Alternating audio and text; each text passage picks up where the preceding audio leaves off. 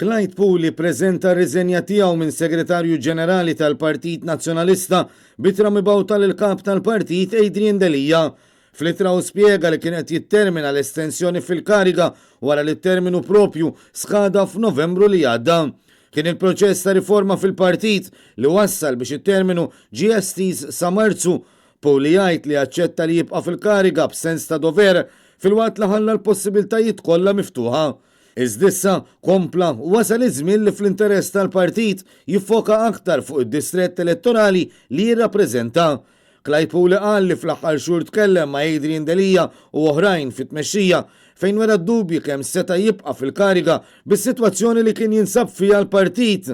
Issa ħad deċiżjoni b'sens kbir ta' lealtà u dover lejn il-partit, il-partitarji u lejn it-tmexxija għalkemm ma jħoss li għandu jtawwal aktar biex jiddeċidi.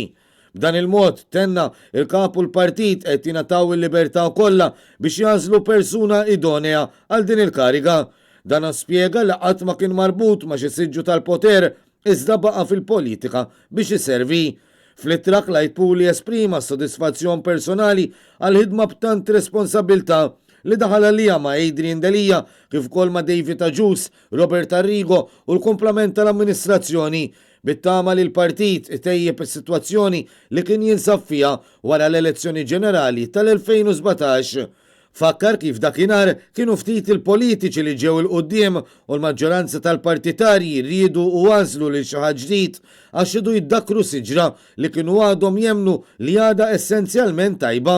Kien għalhekk li wara 25 sena ta' ħidma politika u għażel li jaċċetta li jservi ma' xi ħadd li rid jagħti ħajja ġdida lill-partit.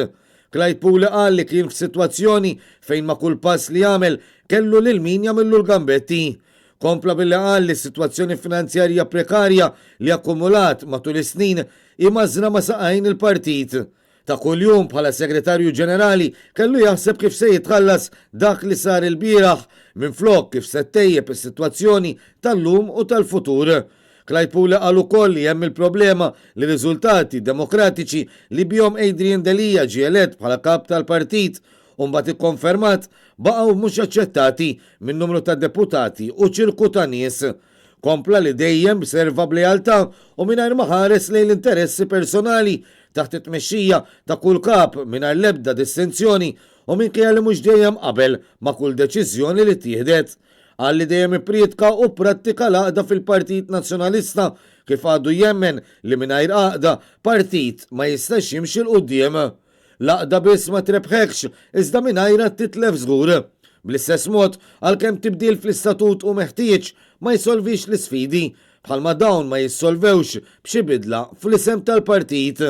Clyde Puli temm litra billi qal li jibqa' jemmen li l-Partit Nazzjonalista u glorjuż u baqalu futur fil-waqt li hu l-unika alternattiva reali għal-Gvern Laburista. U ringrazzja lil dawk kollha li ħadem magħhom fl-aħħar sentejn fil-waqt li jassigura li se jibqa' leali kif dejjem kien issa bil-ħidma fis-sitt distrett li jirrappreżenta fil-Parlament.